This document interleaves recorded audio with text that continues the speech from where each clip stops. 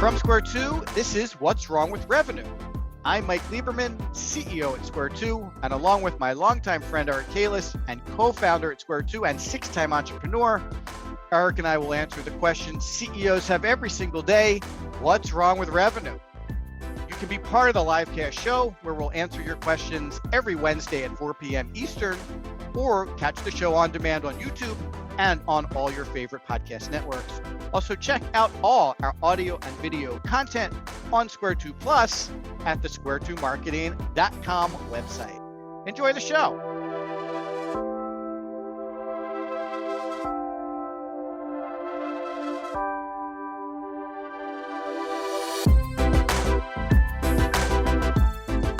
Hey, everybody.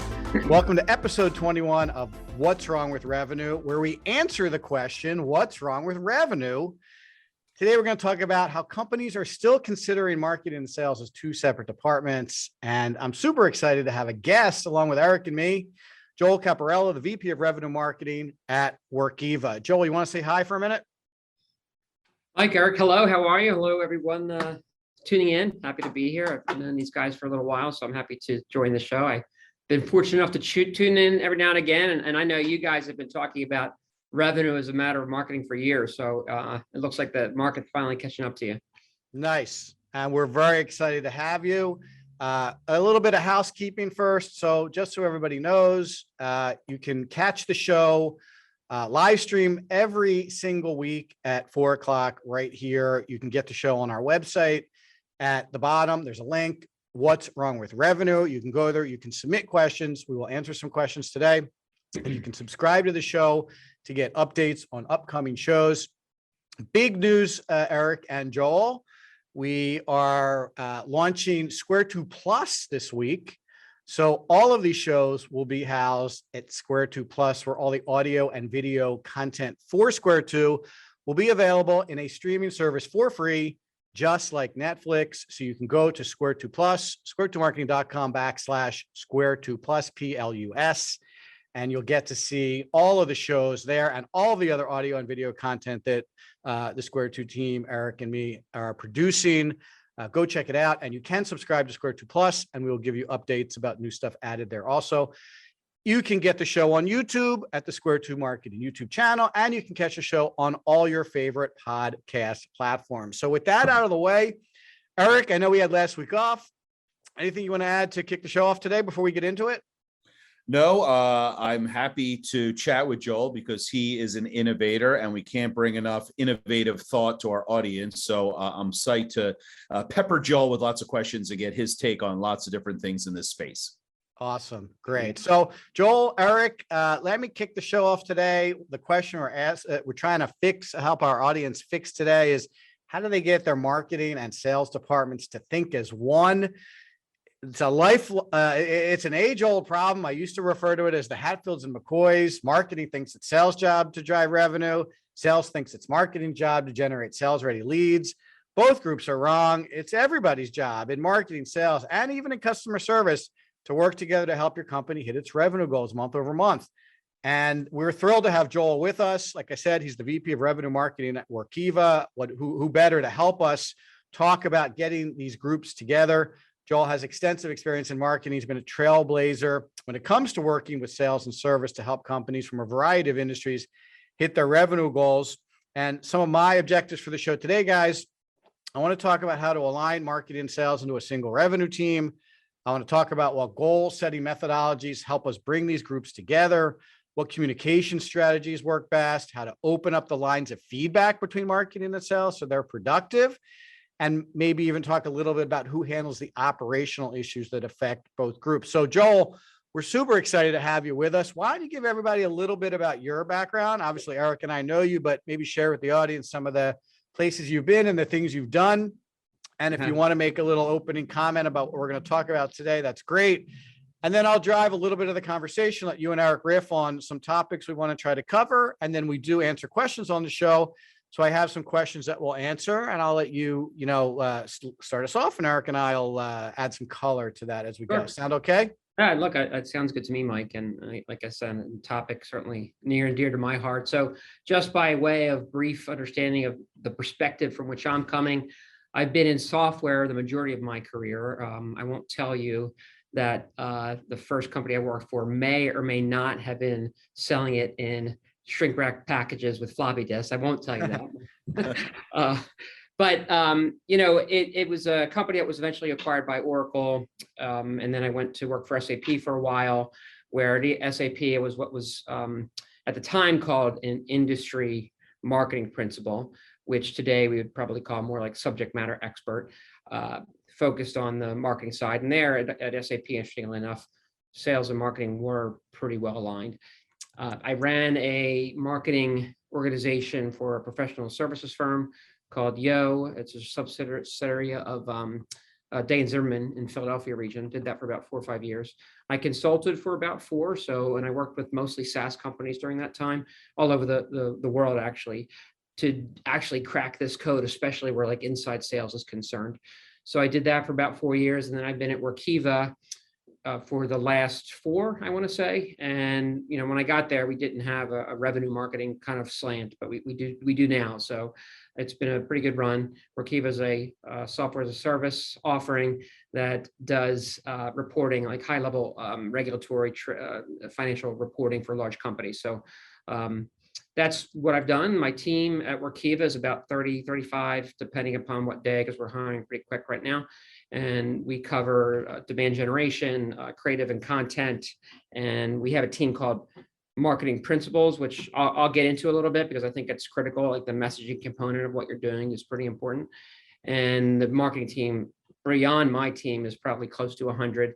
And we have a pretty good inside sales team that lives on the revenue side. And we don't have a single revenue department, but we operate pretty closely. So I'm excited about the topic. I think it's tricky. I think that the speed of innovation and technology has hindered the process, but especially in the SaaS landscape, it's maybe sauce too, but Yeah. it's SaaS for sure. Sauce. Yeah, it's pretty critical because the end of the day, nobody cares how many sales except the leads you have. They care about what you booked, right? So, and as much as we will maybe pat ourselves on the back for the MQLs and the SALs, if the bookings aren't there, nobody really cares. That's great. What a great background. You're the perfect guest to talk with us about this particular topic. So let's get right into it. So Joel, tell us a little bit about some of the things you've done either at Workiva or some of your past roles to help align marketing and sales so they at least think kind of in a singular fashion about what they're all trying to accomplish and work together. Yeah, sure, Mike. The first reaction to that is when I was consulting my clients, the first thing I would do if they had an inside sales team, and look, I do think it's important that not all models are equal, right? There's different priorities. If you're a transactional kind of credit card taker, it's different than if you're a sales where you need an individual that actually close the business. Like at Workiva, we don't take credit cards. There's no free trials. It's more of an enterprise level type of sale, right? So there are a sales force that's involved. Mm-hmm. If you're transactional or you have a shopping cart, there's obviously some nuance to that. But the first thing I would do, regardless of the model the client was running, it was to ask to listen to their sales calls, because invariably you do have sales or support calls if it is a transactional business. And the reason was to really listen to what gets things into the pipeline. What are things that engage the audience? What are where are you hitting them about things that they care about, right? And then kind of work backwards from there, because ultimately I could bring an audience to the sales team. I think most marketers, if they're not doing that, they're probably not a good marketer, right? But flipping that over into a meaningful conversation that actually materializes into pipeline or into that credit card being entered so you could actually take the free trial, well, that's probably the critical component. So that was one of the first things that I would typically do is, hey, what is it that takes an active, engaged member of your audience? And that's the way I look at them. I look at them as audience members first, right? And it really ignites them to take that next step, right? Whether it's I'll agree to talk to a salesperson and I'll get to the 50% stage of the pipe, or I'll put my credit card in and use that 30-day free trial.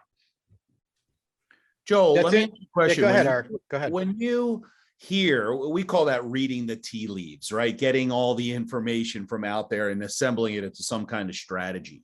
When you hear that, is it typically the sales team's responsibility to drive home on those points, or are you looking to marketing to answer or address those before they get to the sales team? Because you're hearing some good nuggets on those calls that you're listening to. Are you immediately saying, marketing, create content for this to answer these questions so it's easier for the salespeople? Or has your posture been, hey, sales folks, when you hear this, here's a piece of content to support that? Yeah, that's a good question, Eric. Right. I hate the caveat of it depends, but it certainly does, right? Because it depends upon the size of your organization. Like we're a pretty large, and we're not like gigantic, right? We have about a couple thousand employees, but we're not small either, right? At Workiva, I'm speaking of right now. So for us, the larger you get, the more focused the different disciplines are, right? If you're a smaller team, then you're doing it all, right? I think you're doing all those things. What we try to focus in on, and what we have been at Workiva, is really the experience from the moment you consume something from us, whether or not you know it is from us, right? Until the moment you go to renew that contract after we were successfully able to close you, right? So you're looking at an entire life cycle of that experience, and that's how we approach it, right? So to answer your question more, specifically, that I think is where there's been a gap in marketing over the last probably 15 years, I think, due in part to product marketing becoming a more defined discipline, and also marketing technology just exploding over the last 15 years. Because those two things have happened, you've had what was traditionally marketing kind of zero in on just getting the tech out the door and making it work for you, and on, right? And on the product marketing side is to actually market the bits and the bytes or whatever the software does. And again, you have to understand I'm coming from the SaaS world, so it's all explaining how the product works. But to your point, it's the job of the marketer to build that entire experience. So whether it's a high level above the funnel piece that's simply built for awareness, right? That, hey, it engages them. It earns the right to hold their attention so that they do come back and get engaged. Now, when they come in and they convert on something that I want them to convert on, what is that? Is that experience consistent, right? What we try to do is get them quickly as possible to the solution that they care most about, right? So if we're asking about reading the tea leaves, what we care, the experience changes from, if it's awareness, it's a different experience. The experience has to be consistent, but it changes from the moment I just consume to the moment I'm now considering actually engaging in the process, or again, putting my credit card down, right? So I think it's the marketer's job to make sure that experience matches where they are. But there's a spectrum, right? Because the closer you get to the sales process, and again, I want to make sure I'm clear here, our sales process is probably 90 days and we have people involved in doing the selling, right? So there's a portion of that experience where there's nothing I do that's going to help that. I have to get it into the hands of the sales team, right? Make sure that they're enabled properly. We work together with the product marketing team, make sure that these questions are answered adequately, reflect those tea leaves in the front end of the process so that it's as seamless as it can be. I mean, I know it's kind of a long answer, but I mean, it's not an uncomplicated problem to address. So how much influence do you have in the sales process? So I get it, like the marketing's kind of teeing it up and eventually it transitions from marketing to sales at some point, but how involved are you or your crew in making that sales process as remarkable as possible? Yeah, I think generally the teams, the marketing and the revenue team, should be one, right? Right. And if they're not one in structure, so the organization chart might not reflect it, the day-to-day operation absolutely needs to, right? Right. So for instance, let's look at, pipeline, right? If you're measured by pipeline, and that measurement should probably reflect when you need to be concerned about a gap that could be appearing in the pipe. So that is a subset of working really closely with your sales team to understand how like if you're at organization A, right, like they might not care or manage the pipe until they get to commit, right? Or they're in this, again, I'm speaking of a longer sales process. If it's transactional, it's obviously a little bit different. It's a whole different set of problems. But if you have a longer sales process, you could have some sales leaders that don't care, just get me to commit. If I'm commit, I'm going to manage you now, my teams. My sales VP should manage their teams against that commit. So if you put something in commit, you better close it, right? You might have other sales leaders that manage the entire stage. So they want to see what's early. They want to see what's at the 30, 40%. They want to, if you're using medic or something, they might want to evaluate the criteria. Do you have all the medic information, bands? Do you have the budget and the authority defined? You'll pick your framework, right? They might manage against that whole thing. So it's key for the marketer to understand how the sales leader manages to their quotas, right? Because the marketer, I've not been in an organization where marketing's held a quota, right? There could be some that are out there. I have not seen one. But the salesperson holds the quota. They don't get paid if they don't make the bookings or they don't close the business, right? So it's critical, if you're going to partner with them, to understand how they manage that number. So if I know that, right, and again, across every stop that along my career, this has been critical. If I know how the sales team is managing to hit the number, then that conversation becomes a lot easier to have, because now I can adjust to make sure that what I'm doing is getting more conversations, that those conversations are more valuable, that we flip more into discovery, and that more discovery is flipped into honest to goodness pipeline. Got it. Eric, anything else you want to add? No, I have another question for Joel. So you said when you got to Workiva, it wasn't what it is today. So what did it look like in the beginning? And then give us a little bit of what it looks like today, so the audience can kind of hear that transition from you. Yeah, look, that's a pretty good question. So just a little bit of history. Workiva's publicly traded company. We've been around since 2009, 2010, give or take. 2010 is the actual date, but they were selling before the official launch. And we sold originally an SEC filing application. It is still the core system today. I'll explain that in a moment. But at the time, it was pretty fortuitous because the marketplace didn't really have any digital options, certainly didn't have any cloud options. So you would go to a printer when you did your public filing. You would produce your annual report, and they would also file it with the SEC. So, look at remember, harken back to 2010, where cloud was like really catching fire. So the fact that we were able to put it on the cloud, there was also a digital taxonomy that was required. So we were able to digitize that process as well. So the company had a meteoric rise, right?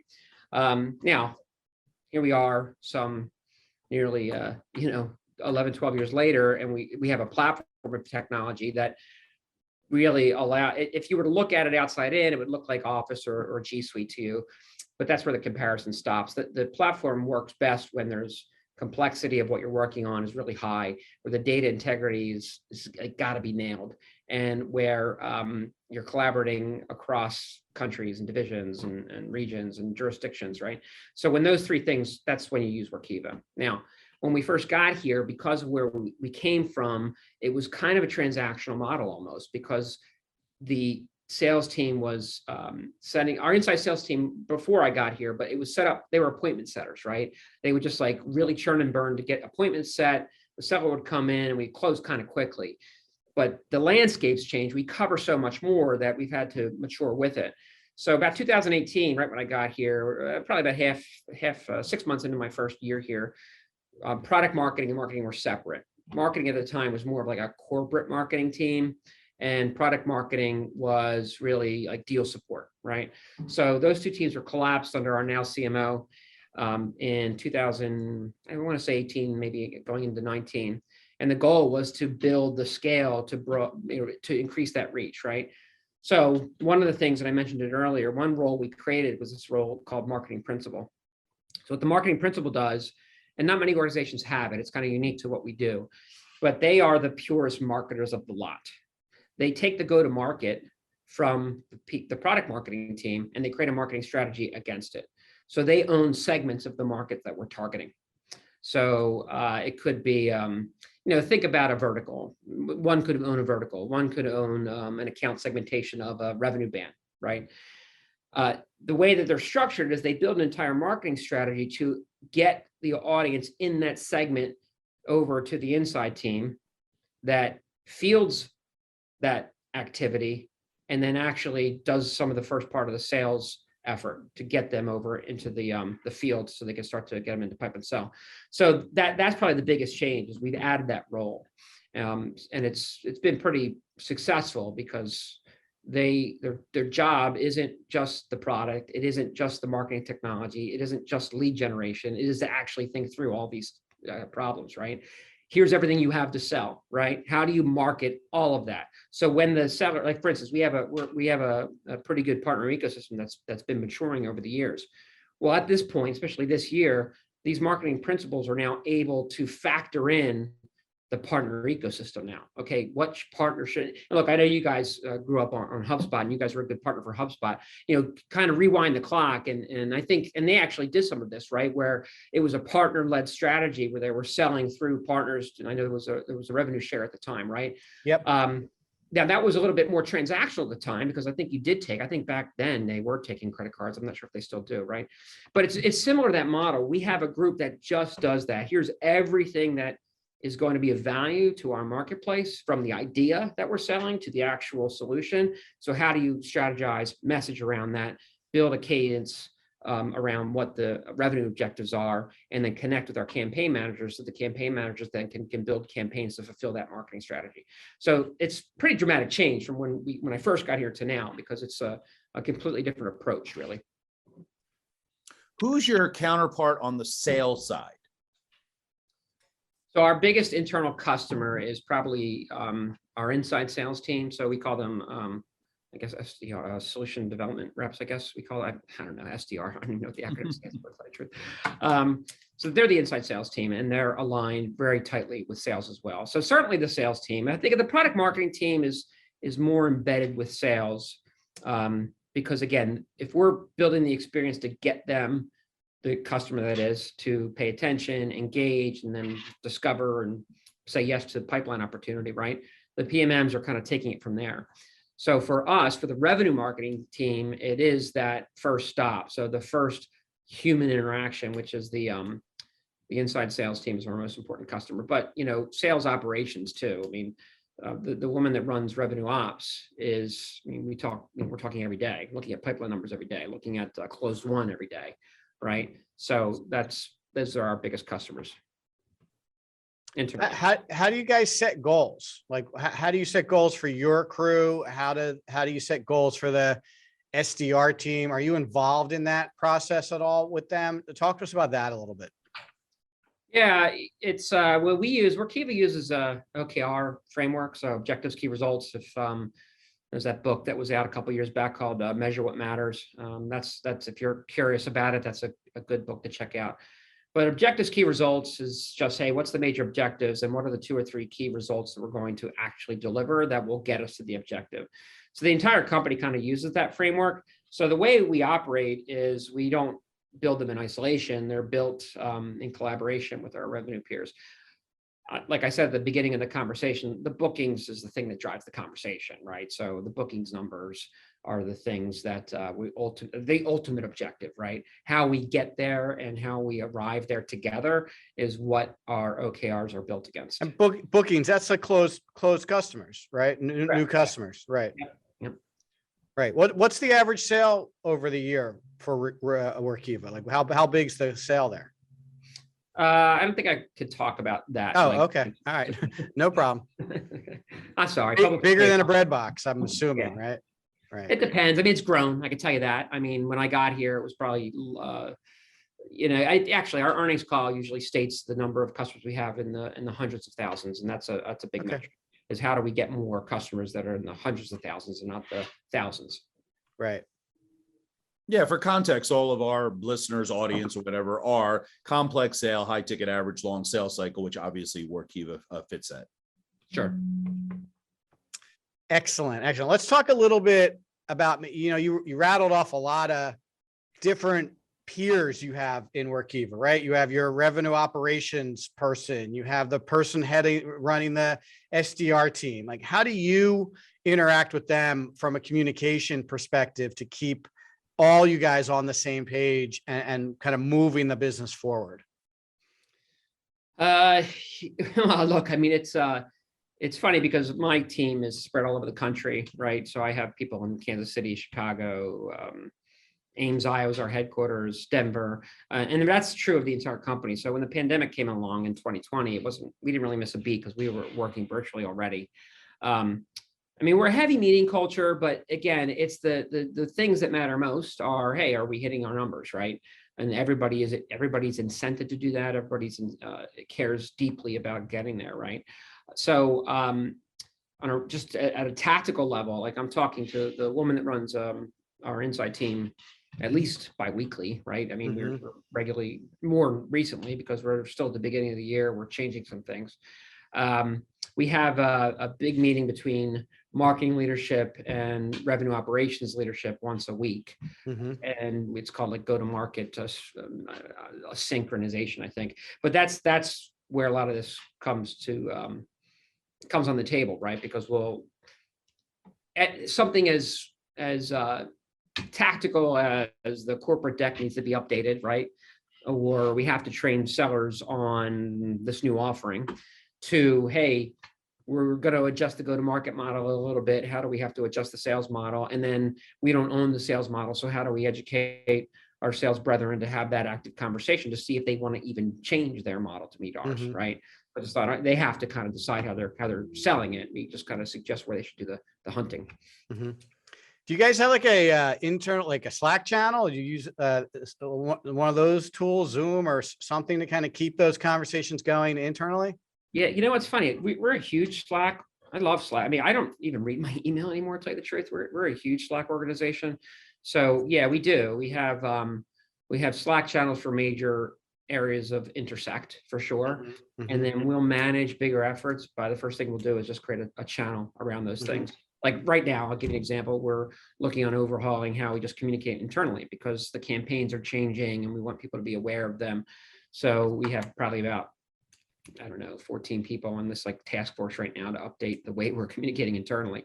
So we'll do that in Slack. But yeah, I mean, absolutely. I mean, that's the first stop for all of us, because it's works, right? There's a video component to it. There's archival of the information you've talked about. We'll recap our follow throughs there, pin all the key documents on that channel. So it's a pretty productive way to do it, I think. And how about like shared dashboards? Are the metrics pretty transparent in terms of all the teams that you're interacting with?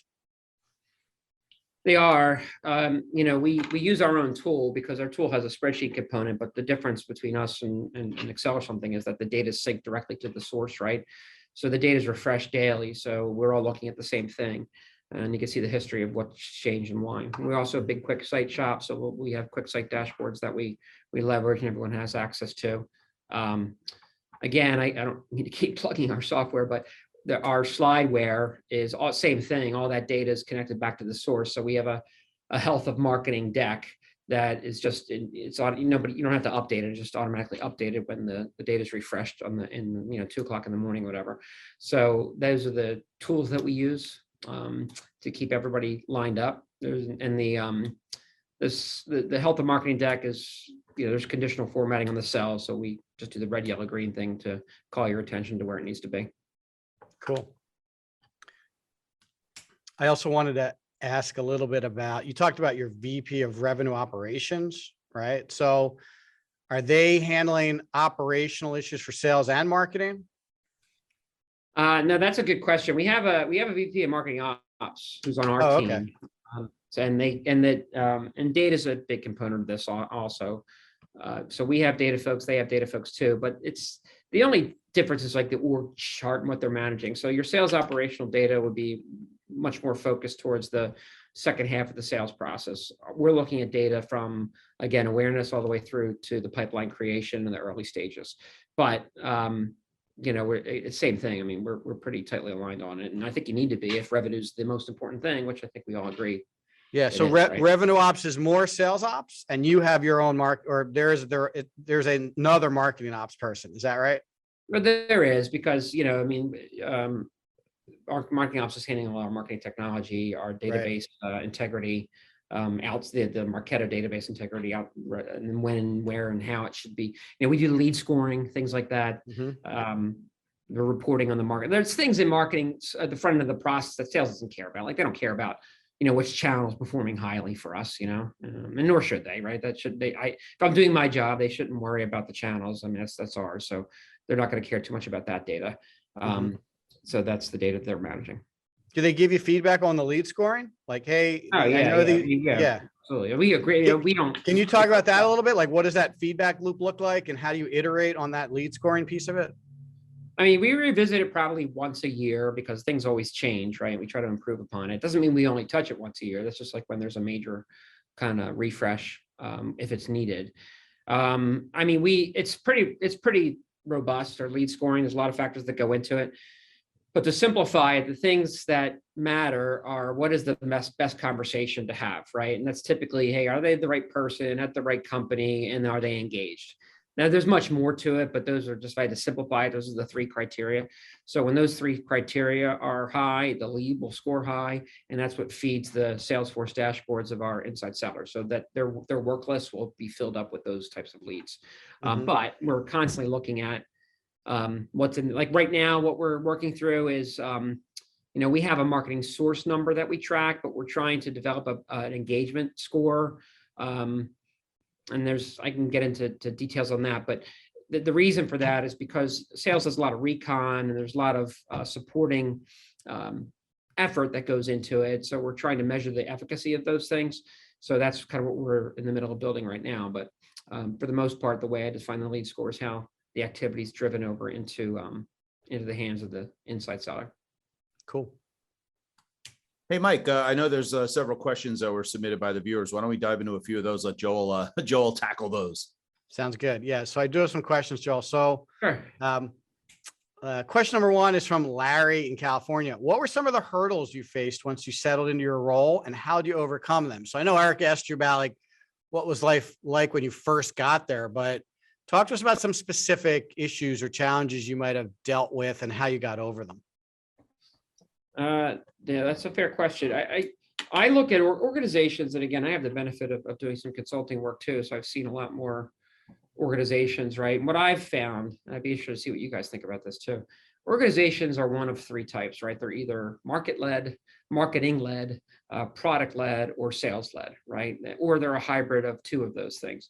I think it's critical as a marketing professional to know what you are, right? Because then you have to serve the immediate needs of the leadership of the organization, right? So when I got to Workiva, we were really product sales kind of driven, right? We were build and sell type of approach. And look, a lot of, pick your startup, right? Very few are created by marketing minds, right? It's usually product is what leads the way. So it's not atypical. So some of the things we were talking about, when I first got here, I think the thought process of mine and a couple other folks in marketing that had joined were the organization wasn't ready for them yet, right? So we had to kind of scale back and just look at the immediate needs of for instance, the pipeline analysis was very remedial. The scoring was okay, but it just wasn't really broken out into segments that I could act on and nurture better. So that we spent a lot of time there instead of like boiling the ocean on, hey, this revenue first marketing model, right? And I think that's reflective of the type of organization. I mean, if you're a marketer watching this and you show up at a marketing led organization, well, that's like, that should be nirvana for you, and you should be really jazzed about working there because the first question to ask is some of the things we're talking about here, right? But if you're in a product-led or a really sales-driven culture, then the first thing to be successful, I think, is just match the immediate needs of what the organization wants. Because I think you gain credibility, you gain some political capital internal. You're able to illustrate how the work does affect whether it's product efficacy or sales efficacy. And then you can move on to the next thing. So that's how we approached it. And again, it wasn't just me, it was a whole bunch of newer folks that joined at the time. But that's how kind of we approached it. That's really good advice and so true. You can't really force people to do something they're not ready to do yet. So you got to bring them along slowly in some circumstances. Maybe that's a politically correct way to say it, but yeah, I get what you're saying. Yeah, it's got to be a good partner. You do. All right. I got a really good question here. This is something that we get asked kind of regularly, and it's usually Eric and me answering. So I'm excited to see what you have to say. This is from John in Seattle. He wants to know, there are so many tactics under consideration to drive revenue from a marketing perspective. Can you talk about some of the more successful ones you've used and how you were able to optimize them over time? Right. So look, when we talk to our clients, literally there's like an unlimited amount of things we could do for them, right? But they can't afford everything and they have to prioritize. So they constantly want, obviously everyone's looking for the silver bullet, the magic button that you press that produces all the leads that they're going to need. And maybe the three of us know that that doesn't exist, but not everybody knows that that doesn't exist. So how do you go about sorting through all these tactics and deciding which ones are going to get at the top of the list, which ones are going to get executed aggressively? Do you do any experimentation on things that might be in the middle or the bottom of the list to see if they could float up? Talk to us about that a little bit. That's a good question, Mike. Look, I'll go back to my consulting days. When I was consulting, when you're kind of a one-man show, you got to eat what you kill, right? You have to go do the selling and then you got to serve the account, right? And one of the most important things I learned early there is that the pricing and the packaging was critical, right? In other words, I had to make it really easy to understand what I was going to do, because when you're consulting, everybody wants to force you into an hourly discussion. And quite frankly, that's not very cost effective for me, right? Like to get paid hourly, like nobody's going to pay me like what they pay a top legal counsel, right? $500 an hour, $750, whatever it is, right? But that's the kind of value that I feel I bring. So how do I do that, right? It was critical to box up the offering so it was easy to talk about, right? And I think that it made a huge difference, right? Because if it's easy for you to understand it, right, and you could start to mentally affix value to what I'm selling you, right? The conversation's on the terms of the customer out of the gate, right? And on your terms too, because you're not talking about, oh, okay, well, how much can you do for 10 hours? I'm like, well, I'm not hour for hire hourly, right? Like I'm going to deliver this, right? This is the thing, the package, right? Now, look, I will tell you that 95% of the time I would sell the package, but when I got into the engagement, that's not really what we did, right? Again, this is the consulting world, right? I would serve whatever their immediate need was again, right? But you're kind of bound to the contract, which was there. That again, so in our world now, fast forward over to Workiva, that's more of a product marketing equation, but it's critical because if we're talking about revenue here, the tactic that gets them to the point, now again, I want to make sure I'm clear here, we're 90-day sales cycle, sometimes more with our more complex offerings. It's a multi-user buy, right? So there's a buying center. It's not one person, right? So you have a lot of audience members in the sale, right? So the faster you can get them to start to evaluate your offering in the framework that they already understand, where it falls into their budget, the immediate need they have, it's going to fit in. The other 3 projects are going to have to say no to if they do this. The faster you can get people to that, the better the close rate is. And that's what it's got to be about. It's got to be about the close rate. So one thing tactically we do is, look, demos work, right? If I can get people to a demo, they convert significantly higher than anything else we do. So this year, we have it in our OKRs. We want to get a certain percentage over where we were last year for demo requests, and we want to get them more discrete around specific areas of the solution, because we know that is a winner, right? And so that's why I kind of tie those 2 things together. I had a guy long ago, many years ago, going back to my Primavera Oracle days, said, your opinion, while interesting, it doesn't matter, right? So basically, it's like what the seller, what the buyer cares about, and how they think about it, where their budget lives. We buy a lot of technology, and I tell my friends that sell here at Workiva all the time is, when I'm a buyer of technology, if you help me make the case for this thing, even beyond the case I could make, I mean, that's a slam dunk, right? So the tactics, they're important, but what are the tactics being used to get me to? That's how we look at it. Yeah, it's pretty valuable. I might take that clip, Mike, and just play it over and over again in front of prospects. Yeah, you should.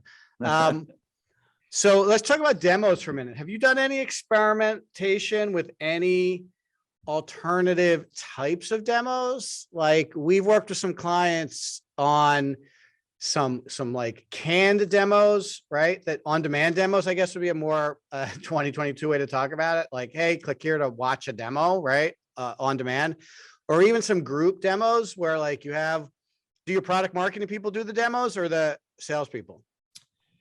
I'll be honest, it's an area we need to improve upon. I mean, it works. That's the good news. For us, the way it works today, it's usually a bit of appointment setting, right? So I got to get you to agree to a time to meet with somebody to do the demo, right? Right. And then there's a little bit of qualification on what you want to see up front. Now, to your point, I think there's probably 3 categories of them, right, that we're looking to build. One is more marketecture, if you will. So more quick video representation of the solution. Right. For the sole purpose of like pulling you in further. One would be kind of bespoke demonstration that is on demand that you could watch when you want. But I think, there's got to be a utilitarian purpose from our perspective there. We probably won't ungate that. We want that to be gated because I think if you get to that point, we know why you're there and we feel it's a good trade-off, right? And then we just implemented Drift probably about 7-8 months ago. So the plan with Drift is to really be super aggressive on the high traffic demo pages. So the experience when you land on that page is pretty well tuned to, we know why you're there. We know what you're getting ready to see. So we got the inside sellers ready to field that activity so they could demo you right then and there. That's good. Has that been successful? The chat to demo transition? Yeah, the Drift leads, they convert high. I mean, I could, I'd be interested to see what happens with them. I can't imagine they'll be solo forever. I mean, I think they just recapitalized, I think, recently. But anyway, I think, I think it's a feature of other marketing tech, but yeah, it works for sure. I think you have to somebody's got to be on it, right? Like you have to care and feed it, right? Right. Because it works best if you're on a high intent page and the person's there is ready to have the conversation. Right. Yeah. I did have a question about your tech stack. I think you casually talked about Marketo and Salesforce and now Drift. Are there any other tools or technologies you're using or had some good experiences with over there?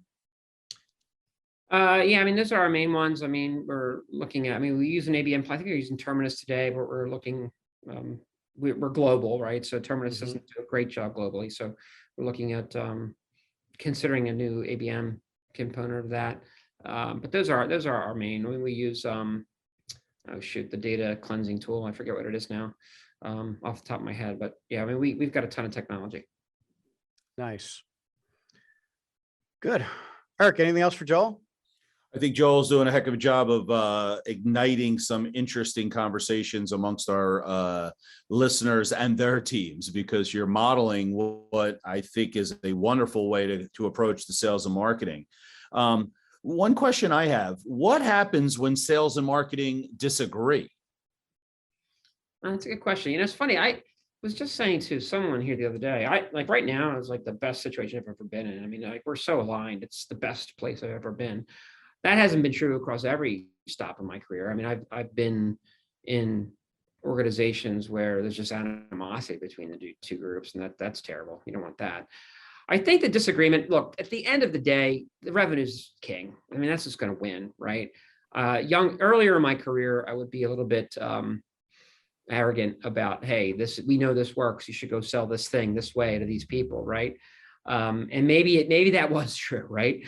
But if that's not the experience of the salespeople, if that's not what's working for them, I mean, you can't be you can't be such an ideologue that you can't listen to what their needs are in the immediacy. And I'll give you a great example real time here at Workiva. There's this one slide that we have that kind of positions all our solutions, and we can't stand the design of this slide. Okay, it's just, we don't like it. We've been trying to redesign that slide for the 4 years I've been here, and every time we do, sales just goes off and designs it the way that they want it. Well, guess what? I'm out of the business of trying to redesign that slide, as much as my creative team hates it, right? Because that's what they're comfortable, delivering. It works for them.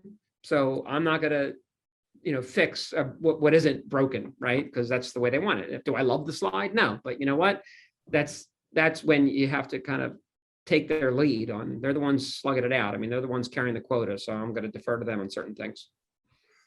That's very smart of you. Generally, sales wins, Eric, right? I think you have to support sales from a marketing perspective. Unless you see that they're running the train off the rails, I think generally you have to try to help them as best you possibly can, or at least make a legitimate business case with an alternative option that maybe you could get some people to.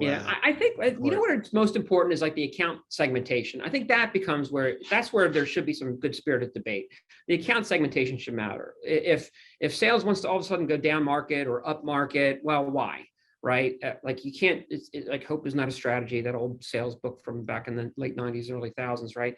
I mean, that is true, right? You might want to go up or down market, but just because you feel like there's more annual contract value there isn't a good enough reason. So I think when those instances, that's when there should be, and that's early on usually. So I think that's a good place to have those spirited debates. I mean, is that a sales conversation or is that more business strategy that the leadership and CEO would be involved? Don't you think? It depends, right? I mean, yeah, certainly, at the macro level it is, right? But sometimes if you're given a number in the marketplace, not here at Workiva, but I've seen it during my consulting days, that sales was given a lot of autonomy. They would be given the Or market. get the number wherever you can, go wherever you need to go to hit the number. Exactly. Right. Yeah, I think that would be a smaller company scenario than you. Yeah, it usually is, right? Like, you're talking about like less than 100 million, in revenue. Yeah. Let me ask you this about data, right? So data is objective. How often does sales push back against feel or preference versus the data that marketing presents to them? I'm sorry, say it again, Eric. I didn't quite follow you. So sales says we should go upstream, and you're like, the data shows that we're getting way more people on the enterprise. They should go downstream. Well, look, enterprise people are visiting the website 3 to 1. Explain to me how you might leverage data analysis or insights into those spirited debates, as you say. Yeah. It's hard to escape the data, right? I mean, there's obviously nuances and complexities to how you're deriving the numbers, right? But let's assume that everybody understands how the numbers were derived. And again, I'll go back to kind of when I was consulting. One of my last clients was a HR software company in Ireland. And they had recapitalized and they were looking to, they were stuck in retail, right? Like that was, and it was problematic because the recapitalization had them headed towards a sale, right? That's where their destination was. They wanted to get the numbers up so they could sell the company, right? Yet they're in this dying industry, right, of retail. So there was some thought, and they also did scheduling, right? So they did like shift scheduling for public transit and things like that. And it was a big seller for them, right? Because it worked, and they made a lot of money off that. They had a lot of customers install base, but their churn was starting to go up, right?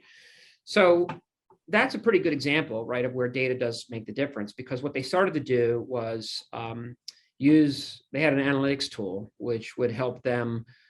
They would turn scheduling into just the operational necessity of it into, hey, optimizing, like if you're retail, like, hey, have your best floor sellers on during the highest traffic areas, right? So they transitioned to kind of do that, and it was something you could add on and sell there. So they wanted to sell it very broadly, right? But this is a perfect example. So they would go and look at the performance of how people were evaluating it, where they were paying attention to, what was converting into pipe, and then what they were selling to actually pinpoint where they ought to be selling it. And it turned out to be like banks and like regular like clothing retail, things like that. So that's how you address it, right? You have to have the patience to look at it together. And it can't be this is why there can be no daylight between you and revenue. I mean, it's because you're aligned the same way. You might have different paths to get there, but ultimately that's the alignment. So I think to answer your question, it's, hey, there's got to be a willingness to look at how I've arrived at the data, what it means, and then make decisions based upon it. That's what I've seen work anyway at the best. Yeah, it's a great point. A great way to wrap up the show. You got to look at the numbers, and that does, in the end, answer a lot of questions and end a lot of arguments. Joel, you've been a great guest. We really appreciate you joining us today. Really thankful for your insight and ideas. And I know our audience is also.